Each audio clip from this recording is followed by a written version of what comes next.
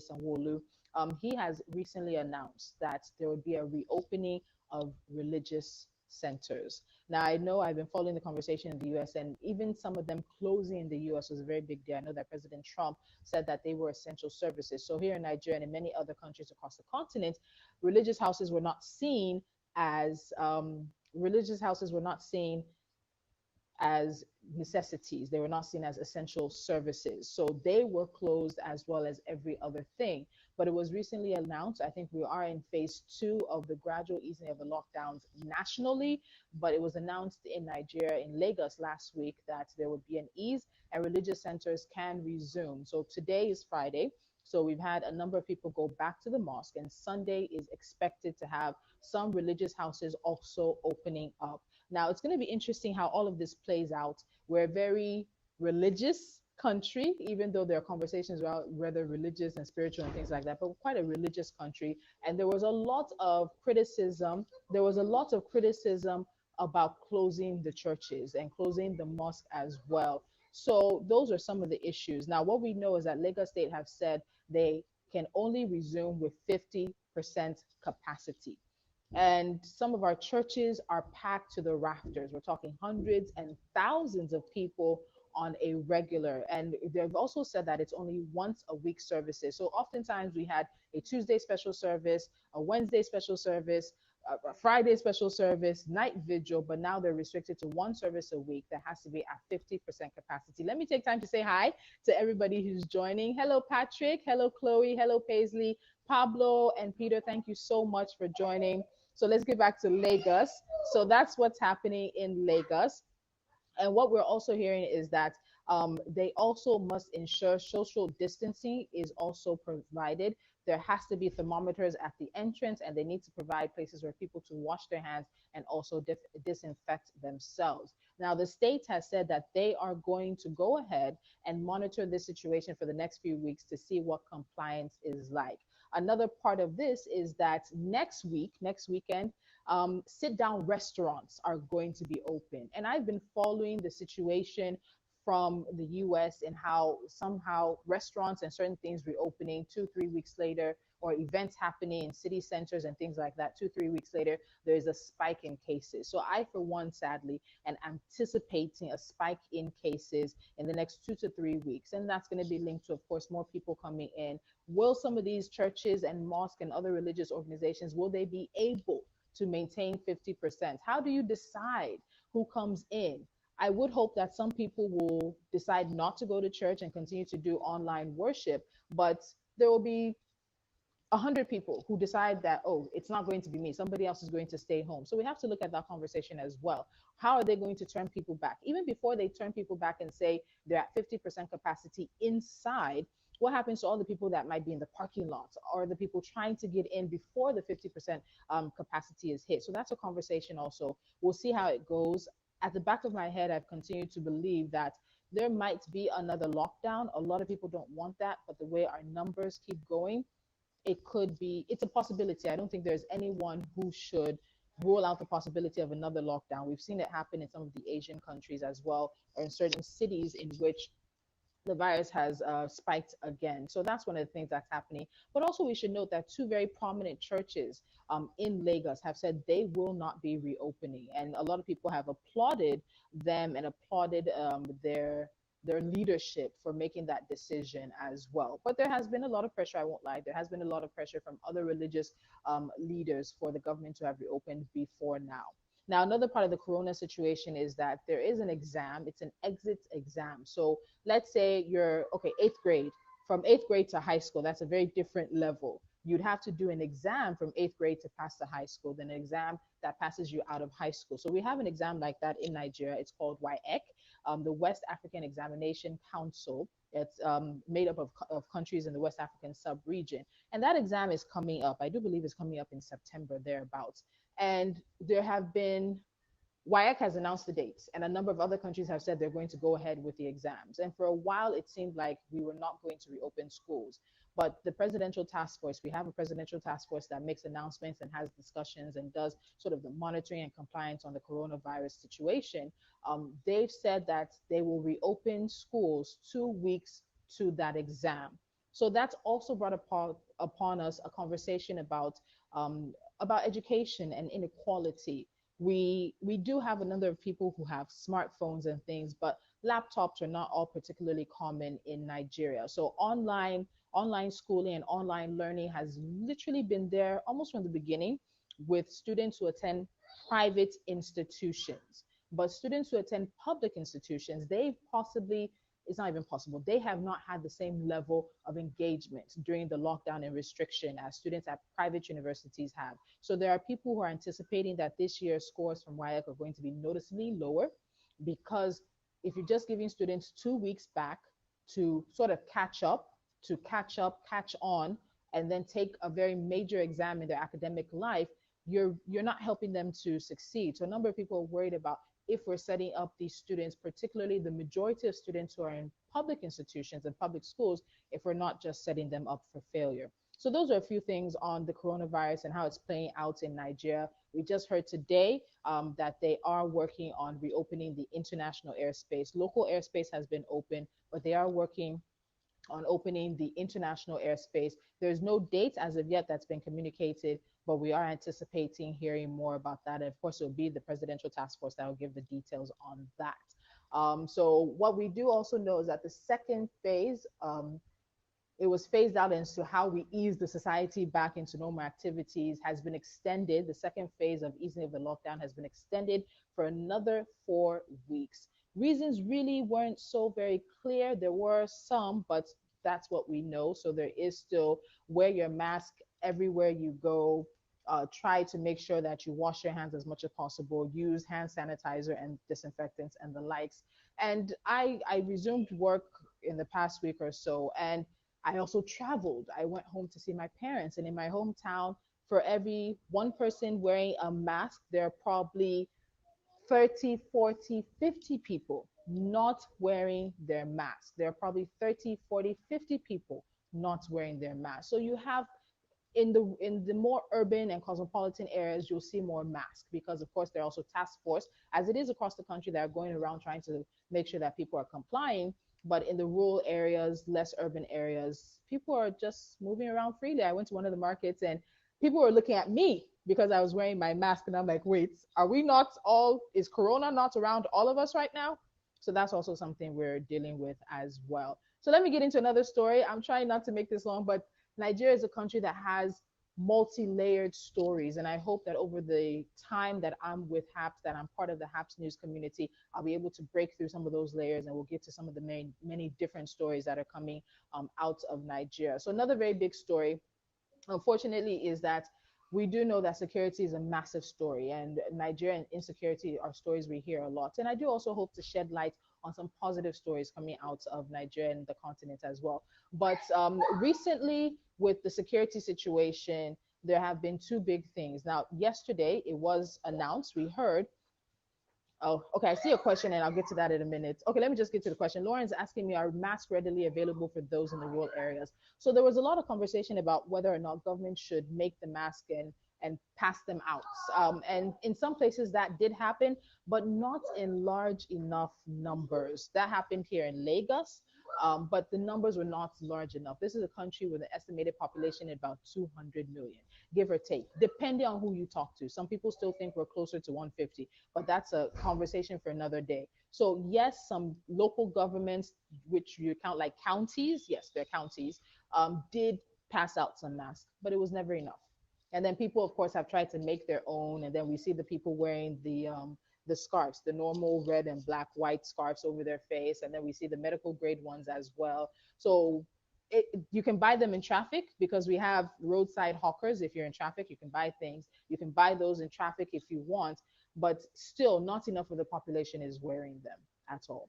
Okay, so the insecurity. So the commander of the U.S. Special Operations Command in Africa, recently said that the US believes that Al Qaeda is actually trying to make way into northwest Nigeria. And this is an area that has had a number of security issues.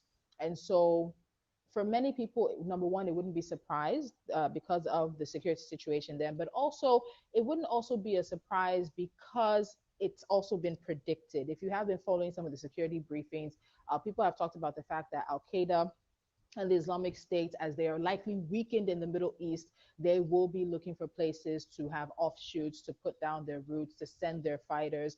And this whole area, this West African region, with us, Mali, then when you get into the Sahel region, Mali, Chad, Niger, all that, unfortunately, I don't like using the term hotbed, but it has been a location of some of this insecurity. And now this is really one of the very, I won't say first times, but one of the times again when we're hearing definitively that according to the US, that they have information saying that they are attempting to make incursions into a particular area of the country. So what they said is that their engagements in Borno State, if you are up to date about Boko Haram, you'll know that Borno State is one of the hotbeds of the Boko Haram insurgency, one that has lasted over 10 years and claimed hundreds of thousands of lives, devastated the economy in some of these areas.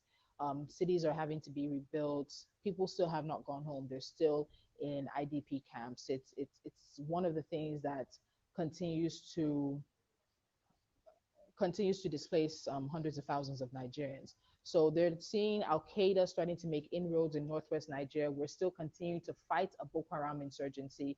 Those are external aggressions, external issues. We still have internal issues as well that we're fighting. So I understand the US and others being concerned because, as it is, the Nigerian military and the police force seem very stretched with the internal situation, even though we know there is a coalition between Nigeria, Niger, Chad, Mali, and I believe I'm forgetting that's working to fight Boko Haram in a region, in an area, so that they cannot find spaces to really take root or to really sink their claws. So ISIS and Al Qaeda looking for places to, I don't want to use the word settle, places to deepen their roots on the continent, and unfortunately, Nigeria seems to be one of those places. So Borno, Yobe, Adamawa, those have been states in Nigeria that have been very heavily hit by the Boko Haram insurgency.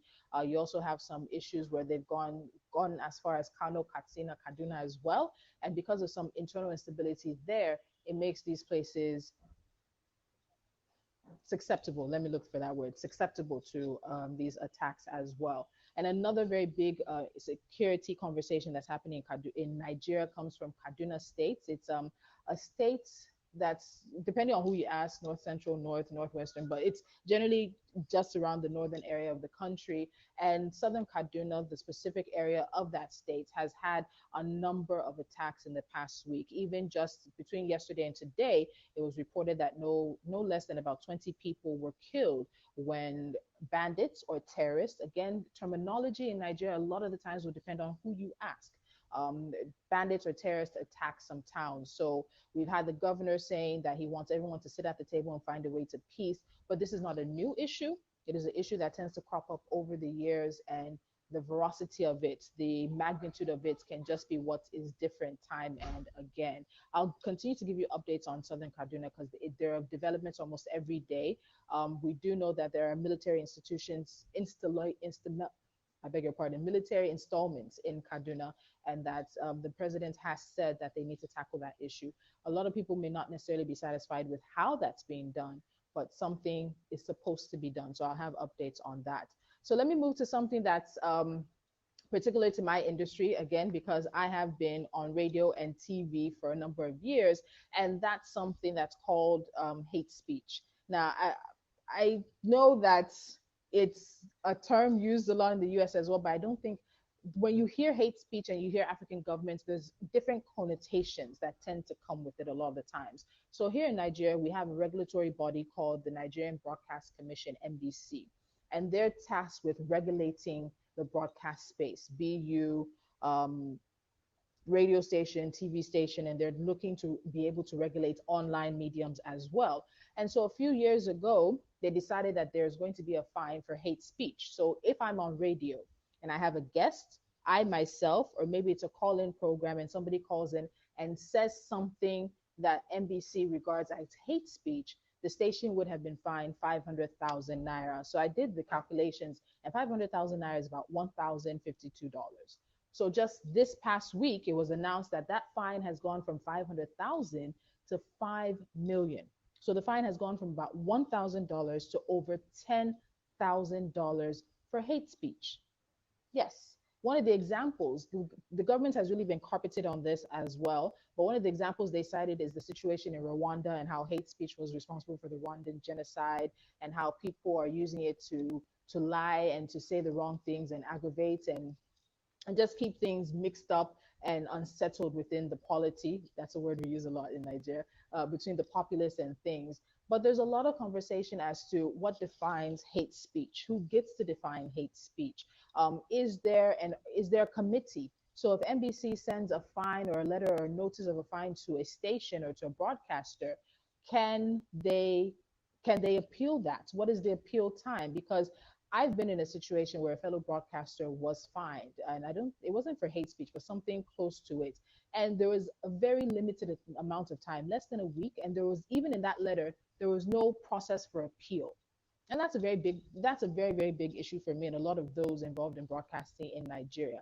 How can you not appeal? Who defines hate speech? And then for this, I even had a conversation recently. A lot of people believe that stations and broadcasters, be them on radio or TV, will start self censorship. And at the end of the day, because a lot of the stations will pass the cost of that fine onto the broadcaster, it will come out of their salary. How many broadcasters make $1,000, the equivalent of $1,000 in a month? That was when the fine was 500,000. And the minister in charge of the agency said that they felt that they saw that the fine was easy to pay. How many broadcasters make $1,000 in a month in Nigeria? Not not a lot. The majority don't. There are some outliers, upper level and things like that, but the majority don't. So what you'll find is a situation of self-censorship because no one wants to be on the bad side of the NBC. And in the long run, that doesn't do anything for freedom of the press in Nigeria. It doesn't do anything for freedom of expression because broadcasters will be a lot more careful with the comments they allow in from the audience as well. And in the long run, it doesn't do anything for the democracy of the country as well. Many feel that it's just government not wanting to hear bad things about themselves. Um, there is no real process of appealing this because the NBC has a code that they bring out, not on a yearly basis, but it's updated. And this was brought out in the new code. There was no committee meetings, there was no open meetings, there was no feedback from people involved in the industry before this was brought out. And there really is no possibility of appealing this, but I have heard conversation that some may try to take it to court. So those are a few stories that are really quite big here in Nigeria, and they're really on social media and their conversations. I'm really open to hearing the kind of stories that you want me to talk about, that the kind of stories you're interested in hearing about from Nigeria. Please let me know in the comments. Let me know if you want to send me a private message as well. If you need more information, I can always hook you up. I'm here to also be a connector. If I can connect you with somebody who can have answers for you if I don't have those answers as well. I look forward to so much more with the HAPS community, and I'm very, very, very happy to be a member of that community. I hope I did not talk your ears off. I'm a radio TV person. I'm used to, having to fill in the empty spaces, but I really had fun doing this, and I look forward to doing another one. So regularly, I will be talking about updates, stories here in Nigeria, the big stories as well. So those are things I'm really excited to do in the future. You can follow me on HAPS at Tolulokwe AB. I'm just keeping it as simple across board. I'm on Twitter at Tolulokwe AB as well. I'm on Instagram at Tolulokwe AB as well. I didn't want people to be looking for different names in different platforms. So of course, as a social media platform for journalists, I'm definitely happy to be here and to share some of the stories and the big stories we're following here in Nigeria. And I look forward to more time, more conversations, more lives on the scene, in the studio. I look forward to showing you guys some of my haunts as well here in Lagos. So thank you very much if you tuned in. Hello from Scottsdale, I saw earlier. Hello from wow, who else? I saw somebody from Knoxville, from Los Angeles, New Orleans as well, Boston, very much, Cupertino, I believe that is, Tulsa. I went there when I was much younger with my family. We used to have these cross-country trips when school would be out. Seattle, we see you as well. Thank you so, so much for joining me. Mark, hello. Ellie, hello. Thank you so much. And you guys will see me again sometime next week. So please make sure if you have some kind of story you particularly want to find out about Nigeria, let me know. I can do something specially for you so you have the information you want. But I look forward to being part of the HAPS community. Thank you guys. It's night here, so I'll say good night. I know it's, I think, day and early evening sometime in the US. So you guys have a great day, and I will see you sometime next week.